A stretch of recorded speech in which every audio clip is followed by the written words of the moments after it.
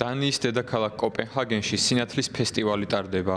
თებერვალში 3 კვირის განმავლობაში ხელოვანებს ქალაქში თავიანთი ნამუშევრები მოაქვთ და გამოფენას აწყობენ. ზამთრის ცივ და ბნელ ღამეებს 50 ინსტალაცია გაანათებს. სინათლის ეს ფესტივალი ევროპაში უდიდესია. აქ წარმოდგენილ ინსტალაციათა შორის ერთ-ერთი ირანელი მხატვრის მანი ნიკდელის მიერ შექმნილი აურაა, რომელიც სარკეში მაყურებლის ემოციებს ასახავს. როდესაც სარკის წინ გახართ, ჩვენ თქვენს ემოციებს ვზომავთ და ამ ემოციებს ფერებში ვთარგმნით. ფერებში, რომელთა დანახვასაც მაყურებელი შეძლებს. ნამუშევრები ქალაქის სხვადასხვა უბანშია განთავსებული. ზოგიერთ ხვდებით ქალაქის ნავსადგურთან, სადაც სტუმრებს შეუძლიათ ჰოლანდიელი ხელოვანების მიერ შექმნილი ინსტალაციების ნახვა.